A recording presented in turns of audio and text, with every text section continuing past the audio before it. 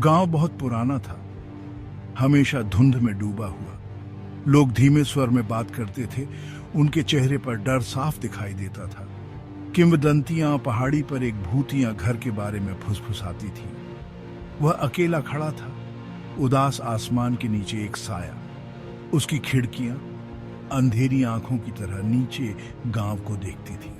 कोई भी उसके पास जाने की हिम्मत नहीं करता था। मैंने कहानियां सुनी हैं, जानते हो, वे कहते हैं कि घर हमें देख रहा है।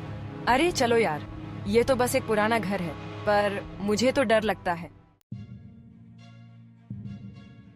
अर्जुन अलग था, जवान और बेचैन। वह इन कहानियों का मजाक उड़ाता था। वह रोमांच चाहता था, अज्ञात का स्वाद। ये कहानियां बस अंधविश्वास हैं, मुझे खुद देखना होगा। एक ठंडी शाम उसने फैसला कर लिया, वह डर का सामना करेगा, भूतिया घर के रहस्य को उजागर करेगा। बड़ों की चेतावनियों को अनसुना करते हुए वह पहाड़ी की ओर चल पड़ा। लोहे का पुराना गेट कराहते हुए खुला। घर और भी भयानक लग रहा था पास से। ठीक है, देखते हैं क्या होता है। अर्जुन ने गहरी सांस ली। हवा सड़ांत से भरी हुई थी। उसने अंदर कदम रखा। उसके पीछे दरवाजा जोर से बंद हो गया। स्वागत है, तुम फंस गए हो। वह फंस गया था। टिमटिमाती रोशनी उसे एक संकरे दालान में ले गई। उसे एक धीमी गूंज सुनाई दी। यह आवाज आखिर में एक कमरे से आ रही थी। उसने झांक कर देखा। एक बूढ़ी औरत चूल्हे के पास बैठी थी, धीरे धीरे हिल रही थी। नमस्ते। अर्जुन ने पुकारा। उसकी आवाज कांप रही थी। एक मेहमान, अंदर आ जाओ, अंदर आ जाओ। औरत मुस्कुराई। उसकी आंखें आग की रोशनी में चमक रही थी। खबरदार, दादी जानती है। स्वागत है बेटा, उसने कहा। उसकी आवाज कर्कश थी। आओ, आग के पास बैठो, आज रात ठंड है। अर्जुन झिझका। उसकी रीढ़ की हड्डी में एक अजीब सी बेचैनी दौड़ गई। डरो मत बच्चे, मैं तुम्हें कोई नुकसान नहीं पहुंचाऊंगी। औरत खिलखिलाई, एक सूखी कर्कश आवाज। उसके शब्दों ने अर्जुन को शांत नहीं किया। आग की गर्मी के बावजूद उसे ठंड महसूस हो रही थी। उसने जाने की कोशिश की, लेकिन दरवाजा हिला नहीं। मुझे जाने दो। अर्जुन चिल्लाया। उसके गले में दहशत बढ़ रही थी।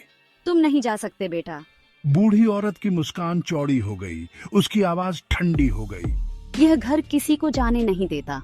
अर्जुन का खून ठंडा पड़ गया। वह फंस गया था। आग चटक रही थी। लपटें दीवारों पर सायों की तरह नाच रही थी।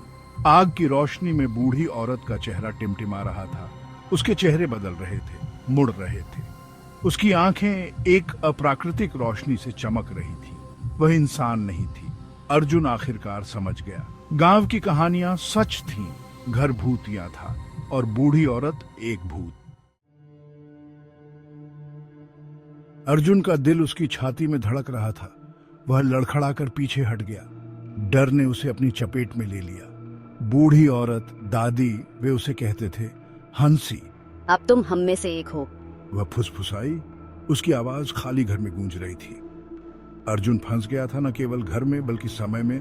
हमेशा के लिए बूढ़ी औरत की आत्मा और उसके भूतिया घर से बंधा हुआ था। दिन हफ्तों में बदल गए, हफ्ते महीनों में। अर्जुन को ढूंढने की हिम्मत किसी ने नहीं की। गांव वाले उसकी किस्मत जानते थे। वह पहाड़ी पर स्थित भूतिया घर द्वारा दावा किया गया एक और शिकार था। घर खामोश खड़ा था। उसकी अंधेरी खिड़कियां देख रही थीं।